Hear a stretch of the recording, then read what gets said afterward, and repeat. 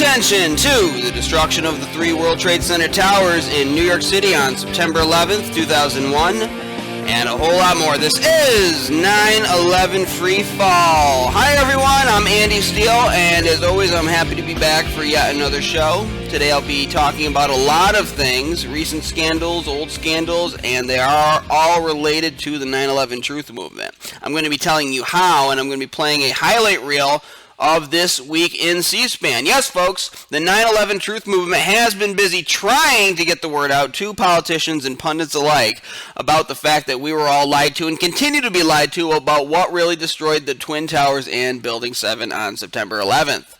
And if this is the first time you're listening to this show, then that is what this show is about. This show is about 9/11 truth, focusing on the 9/11 science, and about bringing you in touch with folks laying it on the line and telling the world to wake up about what really happened that terrible day over 11 years ago. We've had on scientists from many fields. Last week we had on Jonathan Cole and Tim Eastman to talk about their latest 9/11 paper. And in the past we've had on Richard Gage, David Chandler, Mark Basile, so many others. People unafraid to acknowledge the elephant in the room.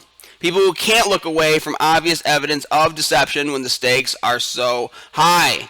They are speaking out, and so are we. And more importantly, you need to speak out, and you need to get educated on the evidence so you can go out and spread it. And of course, the place to get educated on the evidence is architects and engineers for 9/11 Truth.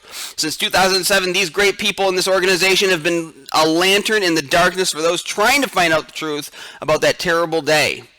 You want to know what really happened on 9/11? Then you need to look up the movies Blueprint for Truth and 9/11 Explosive Evidence Experts Speak Out. You can find them on the internet, watch them, and see the case laid out for you. And when you're finally ready to join those experts in speaking out, you can buy bulk order copies of the DVD versions of those movies by visiting the store at ae911truth.org. All right, you buy them, you pick out an event, and you hand them out. It could be your local 4th of July as a holiday coming up. Memorial Day. Could be a state fair is a good place to go out and hand out material. Anywhere where there are big groups of people. And people will watch the movies when you hand it to them. Believe me, you just need to make that step and be the leader you were born to be. And seriously, you know, I hear a lot of negativity out there. All right? And there's people that don't think they can make a difference and be instrumental in exposing an issue like this. And I'm telling you, that's not true, okay? I know it's not true. People have power when they decide they want that power. And I've seen this from experience, folks. It's amazing how much the world shrinks when you decide to take hold of it, all right? When you realize that the real criminals who pulled off 9/11 only did so because America was asleep back on that day, and they're not asleep anymore. All right, everyone's waking up, and these pundits, this establishment of this conglomeration of government and media doesn't know what to do about it. And folks, you are part of that great awakening that future generations are going to look back and draw inspiration from. All right, you are the great ancestors of somebody who is yet to be born. You are the founding fathers of a new American revolution that will be won, but with words instead of bullets.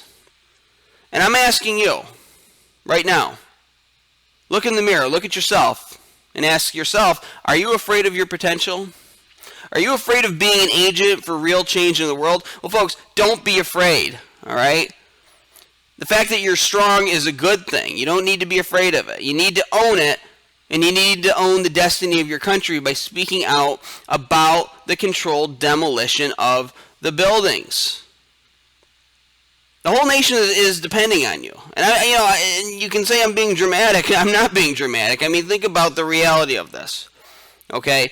They brought down buildings, gigantic high-rises in the middle of New York City on September 11th, and they lied about it, and they continue to lie about it, and they continue to cover up. We are in serious trouble, folks.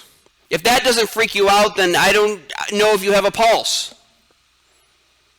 That should scare the hell out of you.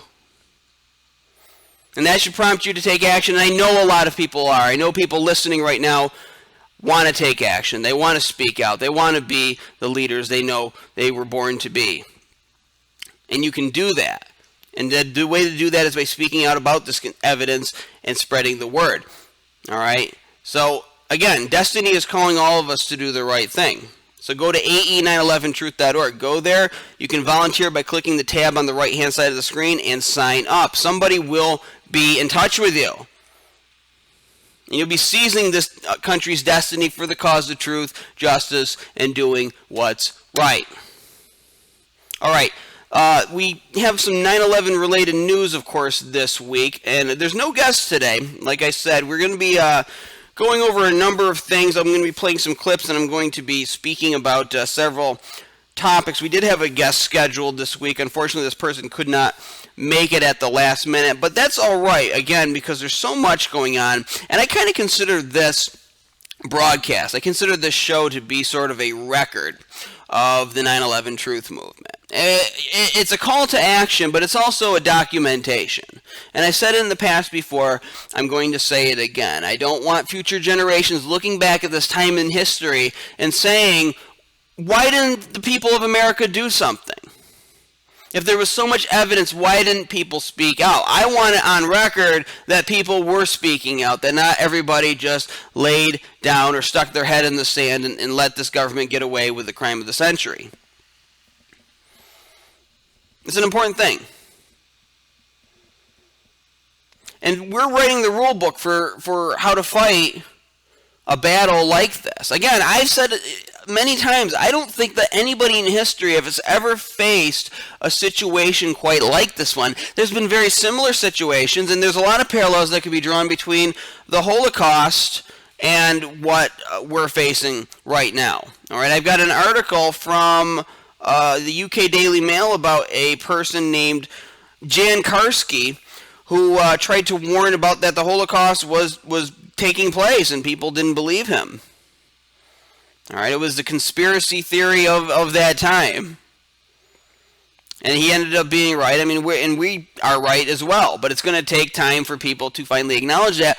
And when we spoke about that with Massimo Mazzucco when he was on the show, too. And he says there will come a time when this truth is kind of gradually acknowledged. He believes that. And I believe that if we do nothing other than just kind of politely talk about it, in general conversation at parties, mention it, amongst our friends, talking on the internet. Maybe eventually, 50 years from now, after we're all dead, they may acknowledge that the people of that long ago time who spoke about Building 7 being a controlled demolition were probably right. Maybe there would be a study conducted by some professor who might get mentioned on back page of a newspaper. If newspaper will exist at that time, it probably won't. Somewhere on an internet page or on a TV broadcast as a kind of side note, interesting little footnote of history. And they may say, in all likelihood, there was a controlled demolition. We don't know who was responsible, but they were probably right about that, and then it will get brushed under the table. Just like a broadcast I saw of NBC News where they had concluded that more shots had been, that an audio recording of the RFK assassination had more shots fired than what were in Sirhan's gun. It was just mentioned, and then nothing was done with it. And this is kind of what happens in our country now. This is what happens just in general society. The problem is that I'm impatient. My listeners are impatient. This is not a situation where it's one person who was killed, a person who decided to go up against powerful people. The victims on 9/11 were people who did nothing other than show up to work. They showed up to work and they were punished by being killed. They were punished by being pawns in a bigger geopolitical game. And I always stress on this show, the opinions expressed here do not necessarily reflect those of AE 9/11 Truth. AE 9/11 Truth just gets into the science. That's why it's so effective. That's why so many people need to get under its banner and spread its scientific information. When I talk about 9/11 being an inside job, that is my very well-educated opinion. So I want to stress that. And I also want to stress this very important point, is that this is not something that we can just sit back and allow the course of time, or to allow time to slowly reveal, because things are getting crazier. And in that respect, we have an article that came out from the global research webpage called the Center for Research on Globalization. This is an article by Elizabeth Woodworth, and it's called 9/11 in Context: The Importance of Growing Contradictory Evidence. And the article starts off by saying, nearly 12 years after the event, the official account of 9/11 continues to be actively studied by academics around the world. The idea of 9/11 as a false flag operation to build support for an aggressive foreign policy in the Middle East is steadily gaining ground, suggesting that a policy change is overdue. And then she goes to say that the essay provides an overview of the recent academic evidence, high-level conferences, and media documentaries that raise fresh questions regarding the official account of 9/11. And she explores, why does this issue continue to exist? Why do people still talk about the Twin Towers being a controlled demolition? Why do they talk about the other things with the Pentagon and all that? Things that we don't get into very much on this show. Now, I have my own opinion on it, and it's because it's the gravity of the situation. Again, this is not a single assassination of one person. This was a situation where they, and I can't state enough, they brought down buildings in the middle of New York City on a bright blue sunny morning and then lied about it. And they continue to point a finger back at you when you point out that Building 7 could not have been brought down with random fires. It never happened to a steel frame high-rise before September 11th. It never happened to a steel frame high-rise after September 11th. Okay? So extraordinary claims require extraordinary evidence. The responsibility is on the side of the people who want to claim that fire did that to Building 7, to point out why that's possible, and they don't. What they rely on is computer model science, as we've covered on this show many times in the past, and then they refuse to disclose the data that went into their computer models, citing some kind of undefined public safety risk. And that's not good enough. And anybody that thinks rationally, anybody that just wants to ask reasonable questions is going to scratch their head. And that's exactly how I got into this. I didn't just overnight think that 9/11 was an inside job or that the buildings were brought down in a controlled demolition. And actually, when I first heard about this, I rejected it. I've told the story many times about how I got an email a few days after the event from a friend, and I just deleted the email without finishing it, not taking it seriously. I was still lost in this matrix that we're brought up in, where we think our country can do no wrong, where we think of our leaders as actually representing us, as being a piece of us, as being some kind of higher ideal. Even though I acknowledge that there could still be some kind of corruption, some kind of opportunism or opportunistic money grabbing, cronyism, things like that, I never thought, well, our government could be that evil. A lot of people think that way. And so it's a slow awakening for more people. But as Sherlock Holmes says, when you've eliminated the impossible, then whatever is left is no matter how improbable, is the answer. And that is the case here. It is absolutely impossible for that building to have collapsed at free fall acceleration for over 100 feet, meaning you got to erase 8 stories from the fall of the building without the use of explosives. It's just not possible. So the evidence is laying out there. The knife is in the murder victim's back. The fingerprints are on it, proving that this was a murder, but we are not having it acknowledged. We're having it covered up. We don't have a system of elected officials that are interested in protecting America. And that is the slow reality that I've woken up to over the past 11 years that I've been exposed to this topic. I was exposed to 9/11 truth even before I woke up, even if I ignored it for the first few years. I've learned this. I've learned this even through other issues, is that your average politician is not interested in anything that is of any real value. Their main interest is in getting elected. Now, when I speak that way, I don't mean, there's always exceptions to every rule. There's always somebody that will stand out. You have your Dennis Kucinich's, you have your Ron Pauls, but overall, they don't want to touch anything that is going to spark any kind of controversy. And the problem with our system is that we strip away any qualities from a person that would make them a real leader. But that is what these people are going through. That's why they're there, is because they are so controlled. They're so hardwired into believing that they have to project this image of strength, that they can't question themselves, that there's no introspection done on our own people. And there was a quote by Kurt Vonnegut, one of my favorite authors of all time, where he said something to the effect of, the problem with our politicians is they have so much damn resolve. They are so damn sure of themselves that they don't question themselves. Well, I'm sorry, folks. A real adult, a real man, a real woman questions themselves all the time. They look at their decisions. They look at their worldview constantly. And that is to be expected of them if they are in a position of power.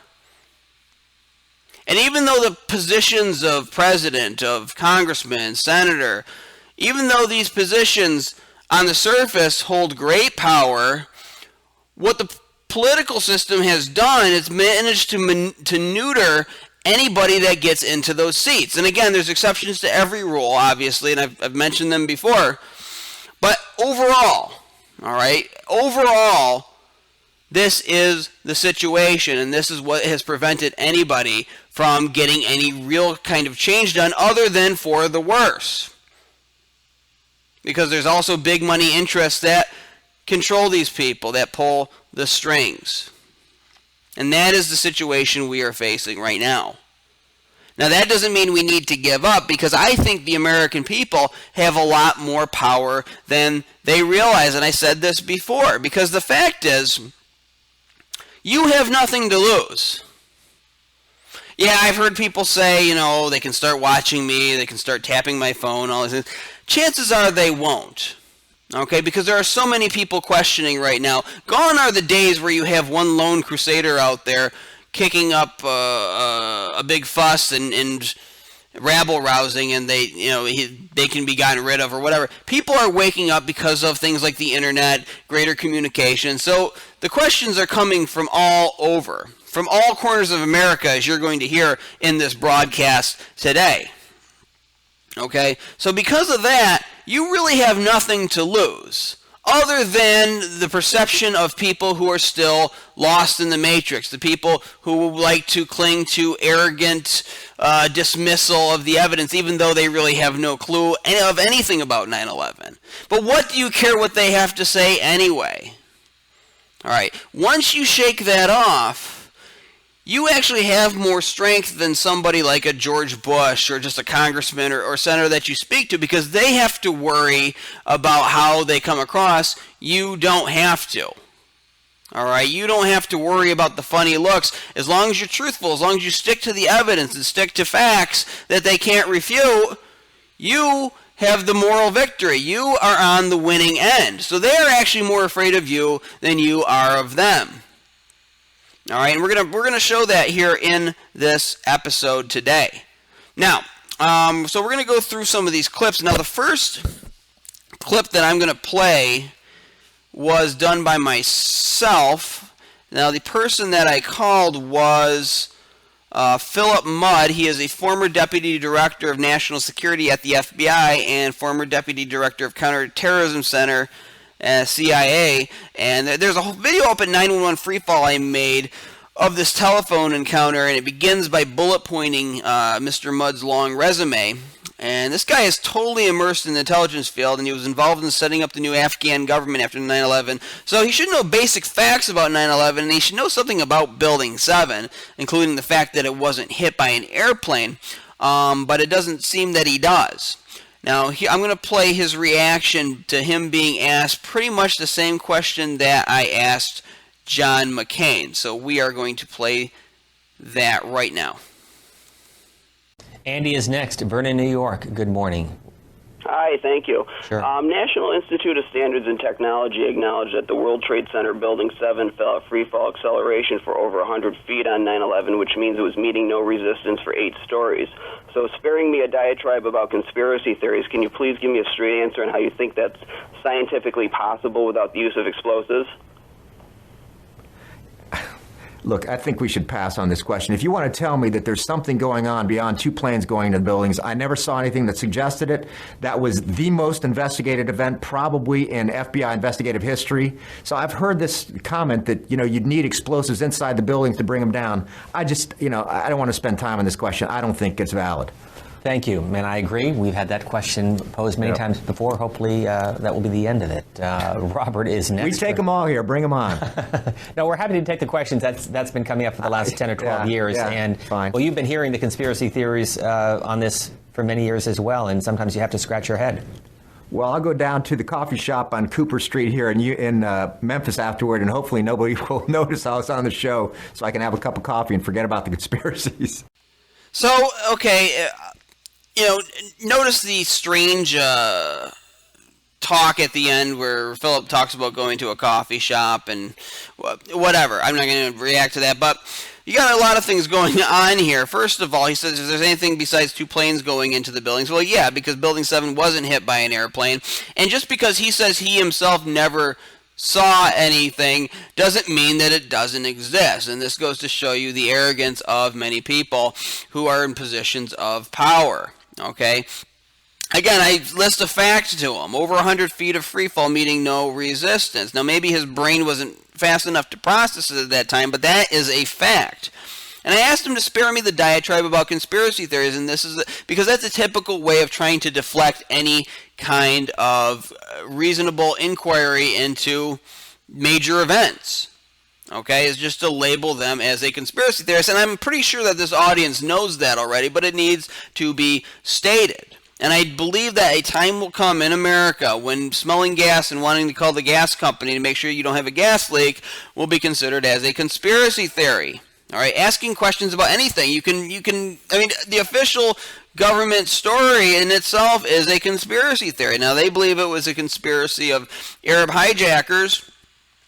Okay, but it is a conspiracy theory nonetheless. So just take that word off the table. Let's talk about the facts. Let's talk about over 100 feet of free fall, but Philip Mudd can't do it. He refuses to do it, and he wants to pass on the question. So you have that going on there, but you also have the host of the show, Steve Scully, giving his 2 cents on it. And what's interesting is that C-SPAN is supposed to be a middle-of-the-line show. It's supposed to be impartial. It's supposed to not have an opinion. The hosts are not allowed to express an opinion on a particular subject, but for some reason, inquiring about the biggest mass murder in U.S. history is so out of bounds, has been labeled so out of bounds that these rules do not apply. It's been considered out of reasonable discussion. They want to keep it focused on the current distraction of the day. They want to keep it focused on polite chit-chat between politicians and the host and the callers,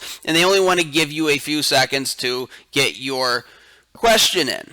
All right, so they're telling you what is reasonable debate. They're defining reality for you with those kinds of comments. Now, Steve Scully had hoped that he would not hear anything else about 9/11 truth after that day, but there were several other calls that came in eventually. So I'm going to be going over those, and I'm playing these slightly out of order based on what I think are the best outcomes.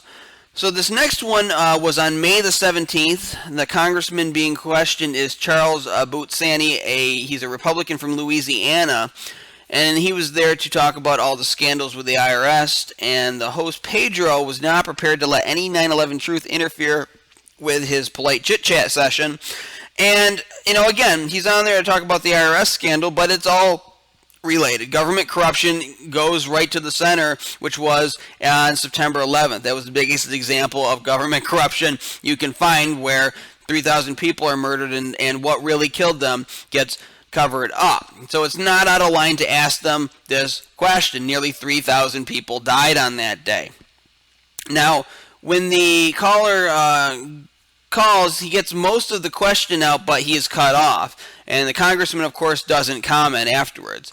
The host moves on to the next caller, nothing to see here, and they'll make an argument that they're not talking about 9/11 that day, but Again, the only time you can get through to a politician and get them on the spot to answer a question is on programs like these. When you try to work through their office, all you really get is a copy and paste email, and they probably haven't even heard the info. It's all filtered. These people are protected, sort of like Buddha before he had his great awakening was sheltered from the realities of the world. So is the case with a lot of these politicians too. So unfortunately, this is the situation, and this is what activists have to deal with. So they need to call in sometimes, even when they're not talking about 9/11 truth. It's just the only way it can be done. So here's that call to Congressman Butsani. Filing for 501c4 status. Houston, Texas, that was, our next is Shannon from Rome, New York, independent line. Yes. 9/11 World Trade Center Building 7 wasn't hit by an airplane, but it did fall straight down symmetrically like a typical controlled demolition. Fires never caused a steel framed high rise to do that before or after 9/11. So Caller, this is about the IRS. If that's the topic you want to talk on, go ahead. It's all related. We'll hear from Joe next. Joe is from Washington, D.C., independent line. Good morning. So there that is, and since we're rating politicians on their responses to these questions, Mr. Butsani gets a D-. The reason it's not a total F is because the host doesn't let the caller get the question out, but the minus is because as the question is being asked, there's this look of recognition that crosses the congressman's face, and he chooses to say nothing about it. Okay, so, he has a duty to speak out about the biggest mass murder in U.S. history, but he chooses not to, so he gets a D-. And I also want to mention that there will be a compilation video of these calls up at 911freefall.com by the time this broadcast airs on No Lies Radio. Okay, this next call is from May the 16th. The Congresswoman is Karen Bass from California, and in case you have trouble hearing the question from the caller, it goes something like, the threats to the AP are only the latest example of our loss of civil liberties. Congress's refusal to discuss how 2 planes can bring down 3 towers on 9/11 is an example of self-censorship. What harm could any person in Congress find in supporting a new 9/11 investigation into what really brought down World Trade Center Building 7? So we're going to play that right now. We want to get you involved. We're going to begin with a call from David in Joppa, Maryland on our Democrats line. Hi, David. Thanks so much. The threats to the Associated Press are only the latest example of our loss of civil liberties. Congress's refusal to discuss how 2 planes can bring down 3 towers on 9/11 is an example of self-censorship. What harm could any person in Congress find in supporting a new investigation into what really brought down World Trade Center Building 7? Any response for that caller, Representative Bass? Well, I don't know that we would need another investigation into 9/11. Now, granted, this was before my time in Congress, but I know that there was an entire commission that looked into that. So I'm not really sure what the outcome would be if we had another investigation for 9/11. And Daniels in Kabul, Missouri. So Peter Slynn asked her if she wants to take the question through clenched teeth, and she pleads ignorance. All right, Karen wasn't in office on 9/11. Doesn't sound like she knows much about the topic. She cites the 9/11 Commission, which didn't cover Building 7. 9/11 Commission was a big cover-up. Even though I have no way of knowing, Miss Bass's ignorance sounds legitimate to me. So I say she gets a C on this one. C because she sounds like she's answering truthfully based on what she knows, and she did choose to answer the question. All right, and unlike the last person, Mr. Butsani, she did answer it. Now, Peter Slynn, who's the host of the show there that day, and he's been very hostile to anyone that asked 9/11 truth-related questions in the past. He gave her the option of opting out of it. She didn't, so again, she gets a C. Okay, the next call was done on May 15th. The congressman being questioned is Brian Higgins, a Democrat from New York, and it sounds like that he got cut off, the caller, when he was asking the question because he never really got the question out. Libby Casey, the host that day, just kind of breaks through, cuts him off, and goes, okay, and then ends it. All right, and this is, at this point, it sounded like they were getting more and more calls about 9/11 truth, so they're trying to put a lid on it. So the question well, here, I'm going to play the question for you. That the most effective foreign policy initiative of the Johnson administration, foreign policy, was the Civil Rights Act of 1964. And what he was saying was, when America acknowledges its mistakes, when it lives up to its values, then and only then can we become an inspiration for the rest of the world. Congressman Brian Higgins of New York. Let's go to John, a Democrat in Loveland, Colorado. Hi, John. Hi, I'm a retired police officer. After 9/11, in its investigation of the World Trade Center's destruction, the National Institute of Standard and Technology refused to test its World Trade Center dust samples for the possible use of pre-planted explosives in helping to bring the buildings down, using the circular reason that there's no point in looking for something that they don't believe is there. Okay. Well, I was at 9/11 3 days after the attack at Ground Zero, and the devastation, destruction that was exacted on America and the World Trade Tower. You know, keep in mind the terrorists identified those targets because they're symbolic of American economic prosperity. 2 planes, significant planes, hitting those 2 towers have had a devastating impact. I don't know what the sub-explosives were. That's beyond my competence. But it's incredible that attack and the death and destruction that exacted on the American people. Beyond that, I'm not qualified really to talk about explosives and those kinds of things. Okay, and in case you recognize the voice, that's our own John Metters, who was involved with AE 9/11 Truth's police outreach efforts. So there you go. I'm actually giving Mr. Higgins a C+ on this one, and it's not for his answer, because his answer was not that great, but at least he openly says, I'm not qualified to talk about whether or not there were explosives. And the question you're probably asking is, why is that so great? Well, because it's an admission that he really doesn't know. Okay, most times politicians will defer to the fake authority of the 9/11 Commission without having any clue about the subject or even what is being asked about it. Now, Higgins, he does give this PC answer, and he say the terrorists attacked it because of economic symbol of power, blah, blah, blah. He says that, but it's not that bad. He doesn't elaborate, doesn't go too far into it. He addresses the question to the best of his ability, and bear in mind, Libby Casey cut John off, so the whole question didn't get out to him. He still tried to answer it, though. So, C+ for Brian Higgins. Email me if you think I'm wrong and don't agree. That's freefall911truth@gmail.com. And finally, now we have Mr. William Kristol, Mr. Project for a New American Century. All right, he was questioned twice about Building 7. This was on May the 20th. And the following clips, there are 2 questions that Mr. Kristol gets. So we're going to play those right now. Bill Kristol writes in The Real Scandal, his editorial, Obama's liberal policies are more dangerous than his managerial scandals. Let's go to the phones and hear from Laura in Orange Park, Florida, Democrats line. Hi, Laura. Hi. Now that journalists find themselves the target of an increasingly Orwellian government, are you afraid that more of them might retaliate by speaking out about Building 7 and the explosive nanothermite residue found in the World Trade Center desk? World Trade Center. No, I think the World Trade Center was attacked by jihadists and unfortunately succeeded in killing 3,000 Americans. You're a journalist. I mean, your magazine certainly has a message and a tone. But as someone who is the founder and editor of a magazine, what do you think about the Justice Department's accessing reporters' phone records at the Associated Press?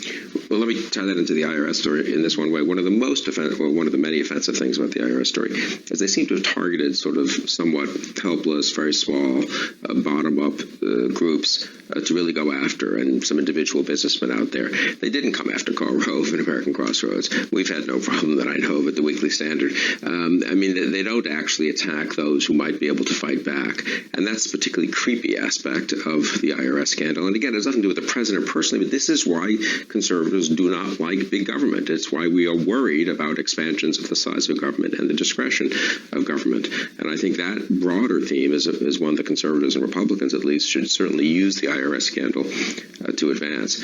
In terms of the Justice Department investigation of the Associated Press, that is one that's harder to judge from outside. You just don't know what they knew that led them to think they had to do all such widespread wiretapping, I guess it was, and taking a look at, well, not wiretapping, I guess they looked at people's phone records, right? Mm-hmm. So, it's hard to judge that from the outside. And look, for all the talk about Republican overreaching, I think I saw Mitch McConnell, the Republican Senate leader, on TV yesterday saying he wasn't willing to criticize the administration on that. So, though that would be an easy thing to criticize the administration on, and the media would probably like it. So, I do think Senator McConnell has been responsible. And, I just don't feel like that one is hard to judge from the outside. Now, this is interesting because obviously he doesn't answer the 9/11 question and dismisses it, and the host doesn't prompt him on it. However, she does ask him about the AP scandal, and he won't touch it. And you notice this happening with the Republicans, is with all these scandals coming out, they're focusing more so on this IRS thing because it's something that they can use for political gain more, and which is more ambiguous, okay? And this is the problem, and I heard somebody make this argument, and I guess I'm going to talk a little bit about the IRS scandal and how this relates to 9/11 truth right now, is that I saw somebody on a program make this argument about President Obama. Now, no doubt there was an agenda to target certain groups, and I'm not taking a partisan stance on this, even though I do tend to lean to the right. I have no doubt that if the opposite people were in power, they'd be doing the same thing with left-leaning groups as well. In fact, it has happened. I don't know if it's happened with the IRS, but it has happened with targeting anti-war groups. It happened in the Bush administration. So both parties are just equally as guilty about it, but it is a little bit more ambiguous, and there is, at this point and as of this recording, no way to tie it into the very top, or the perceived top, which is the White House, the president's chair. Okay? There is no evidence yet that the president gave the order to the IRS to do that.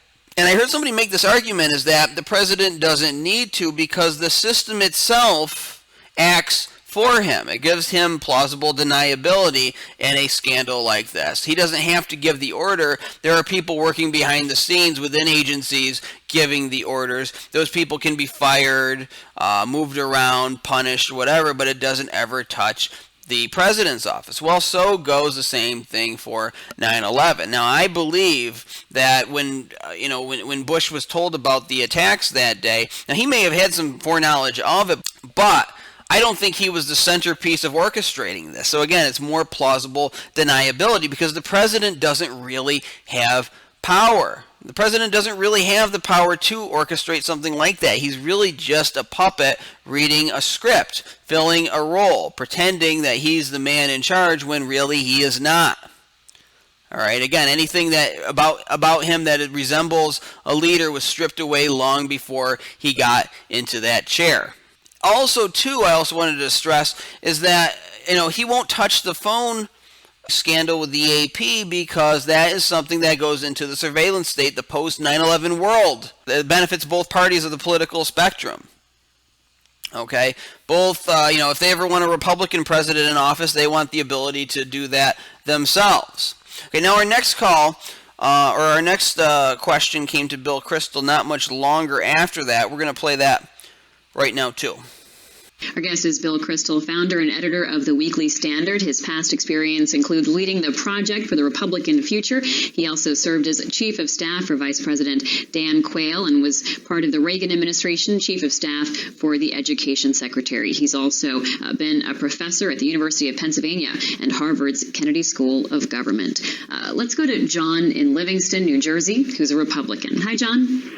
Yeah, good morning, Bill. Listen, since you're in the media, I wanted your insight on something. Given that more and more people have stopped trusting the government and corporate media now, what can the establishment do to keep people from Googling Building 7 and realizing the buildings in New York were brought down in a pre-planned, controlled demolition on 9/11? John, we've already addressed this issue, so we'll move on. We already got Bill Kristol's thoughts on that. Let's go to Gary on Twitter. So Libby Casey interrupts John and doesn't want to have him address that. And obviously, Bill Kristol's not going to address that, but the key is to get the information out there. And this is my advice to people listening who may want to do the same thing. The best thing to do is have your question written down, call in, ask it, and get the information out there. Now, no politician is going to admit to what they know about 9/11 on the air. No one's going to say that I think it was a controlled demolition. You're not going to get that, but the key is to educate others and get words like Building 7 out there on the air for people to listen to, and then they will go ahead and Google it themselves, and they will learn.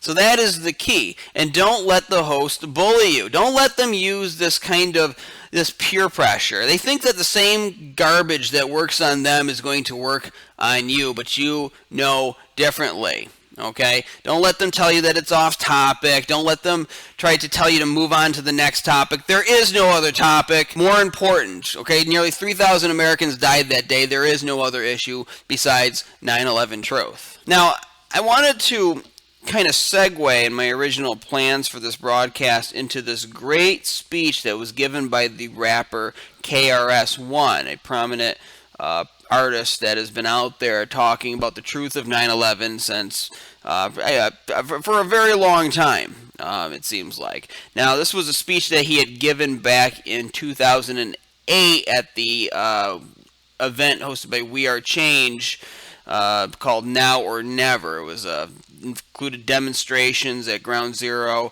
different places around the city, and then they gathered at a particular venue, and there were many speakers. Richard Gage was there, I remember, Bob McIlvaine, who was on the show many weeks ago.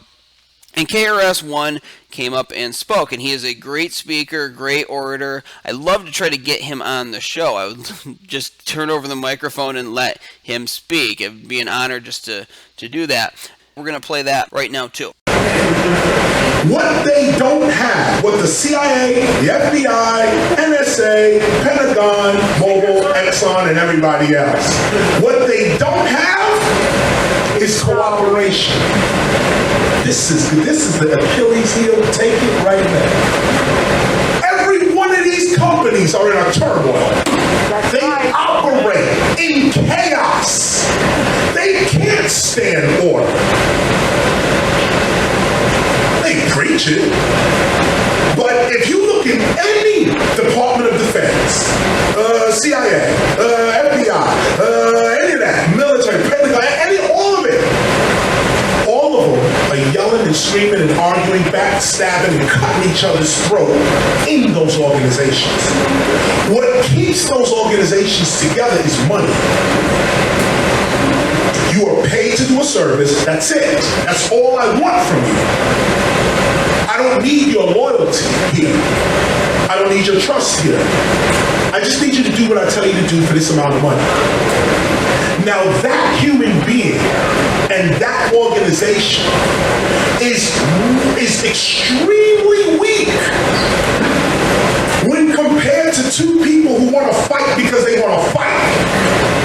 I pay you to fight. That's right. I will pay you to fight, but the people you fighting against want to fight.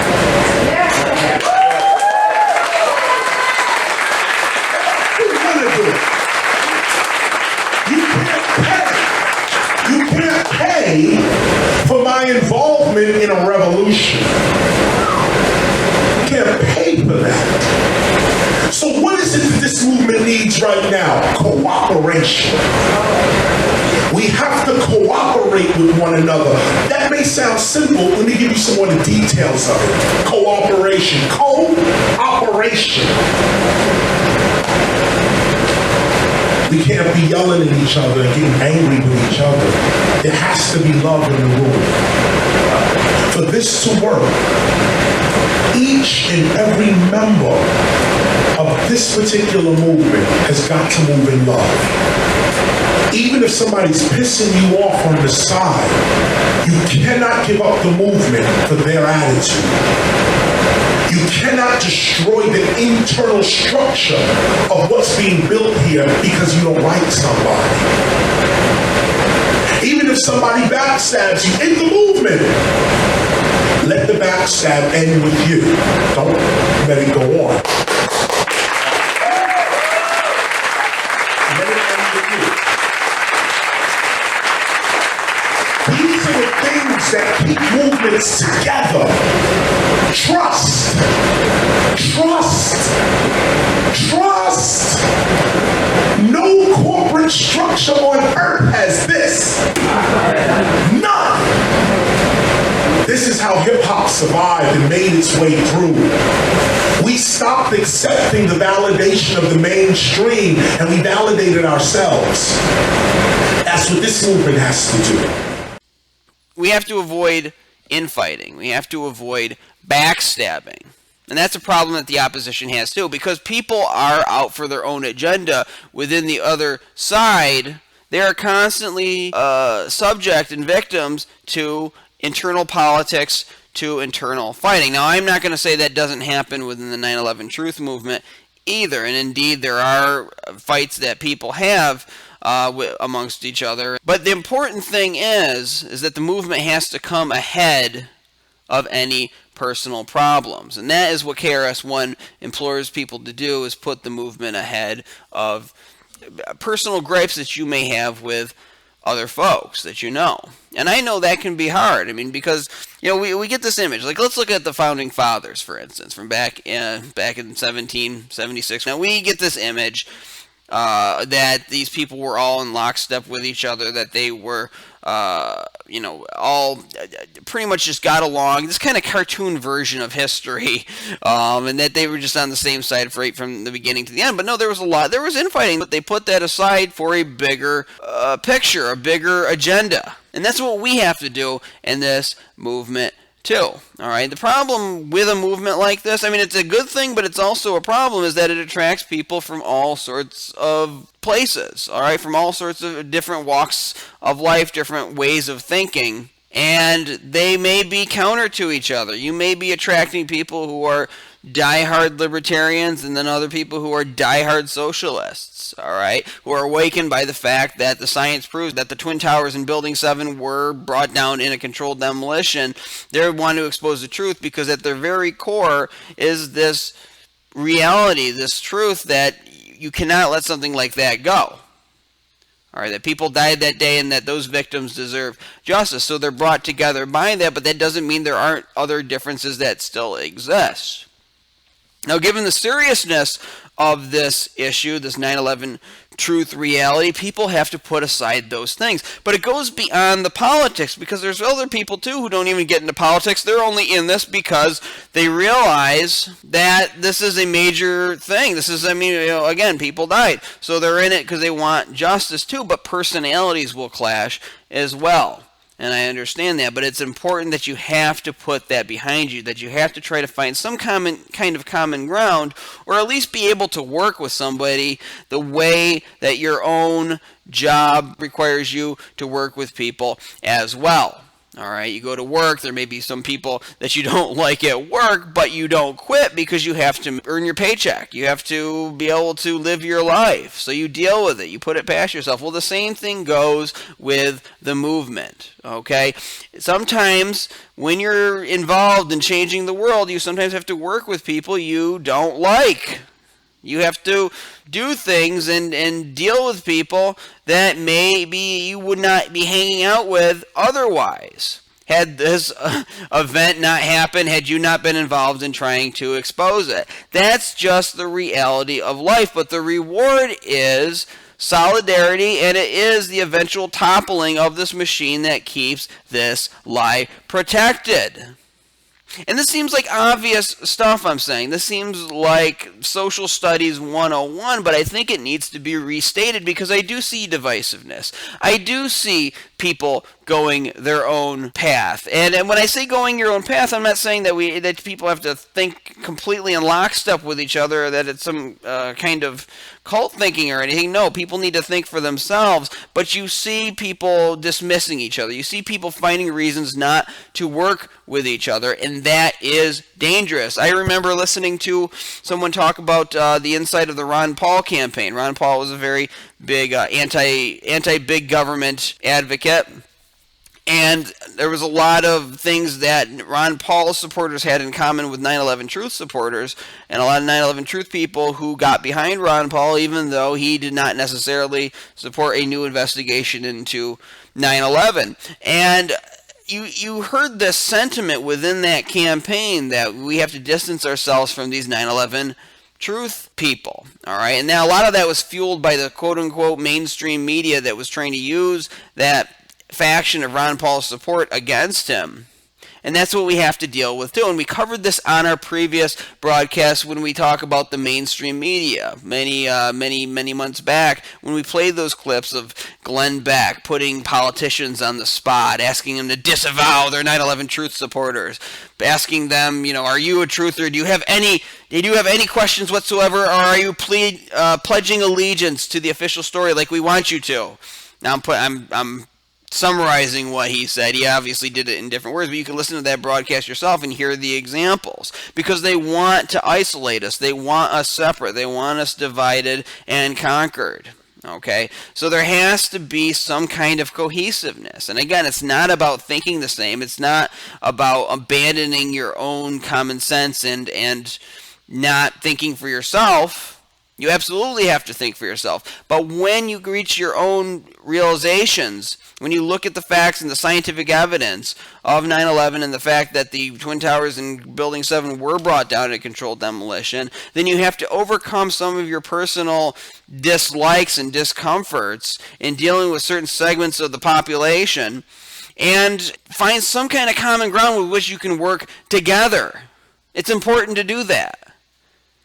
Because eventually, and to draw on comparisons between the American Revolution, we have to move beyond being a couple of scattered farmers, shooting from the woods here and there, to a big army standing in formation and marching together. And it's not about having one single leadership, but there needs to be a common mind, a common goal. And this is why working with architects and engineers for 9/11 Truth is so important. This is why I promote them every week on the show, folks, because the science is universal. All right?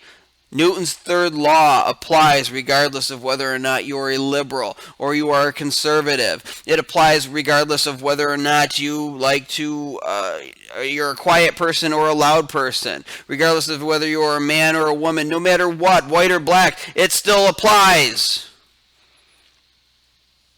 And it's with the science truth that you're going to reach the most people. So regardless of what your personality is or what your political leanings are, if you know the buildings were brought down in a controlled demolition on 9/11, there should be no reason that you're not spreading that evidence, that you're not under that banner. And you should be finding what you do have in common with people who are also spreading that evidence, because they are your brothers. They are your sisters. It is so hard finding people and existing in this society as somebody who is awake.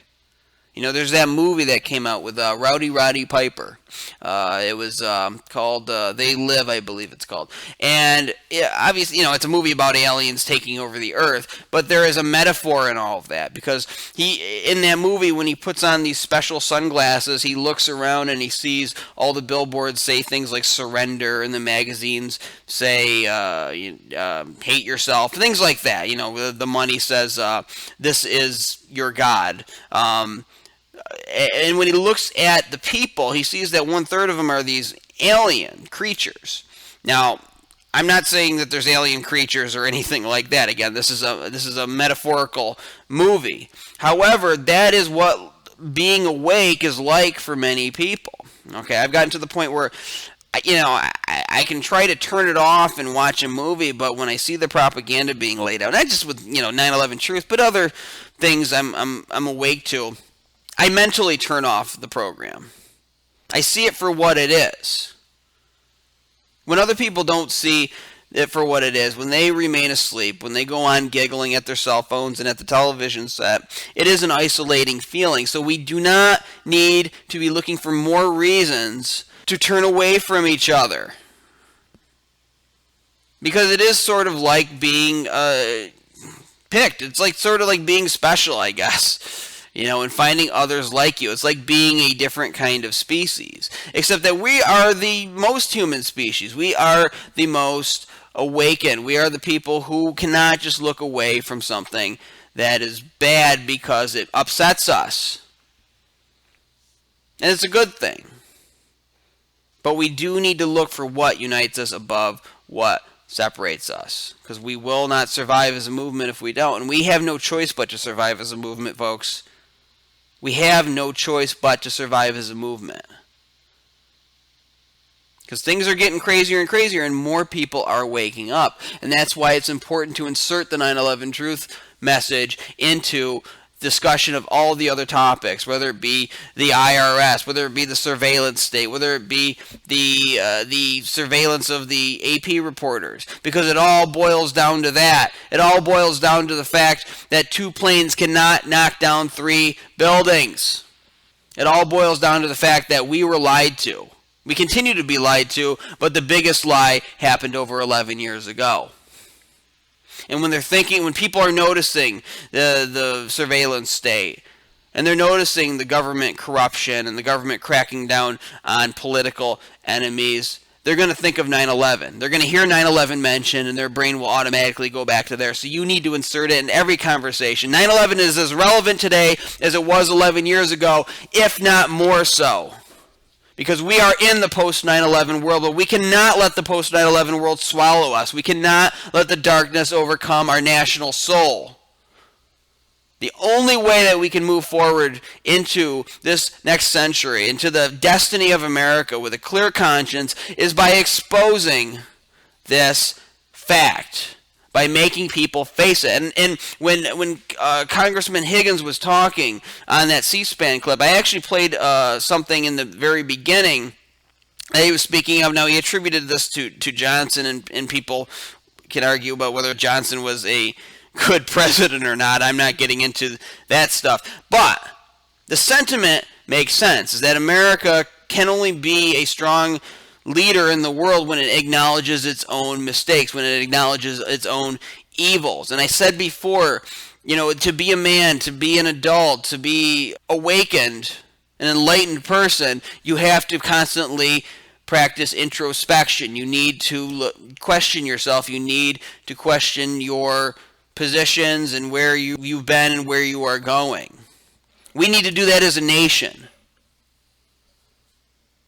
So don't let them tell you it's not relevant. Don't let them tell you to move on to the next subject. It's as relevant now as it was 11 years ago. And you need to push it to the forefront. You need to hold a mirror in front of America's face. Don't let them push you around. All right, we are out of time. Remember, folks, you can listen to this program every Thursday night on No Lies Radio at 10 o'clock Eastern, 7 o'clock Pacific. This is Andy Steele saying good luck and have a great week.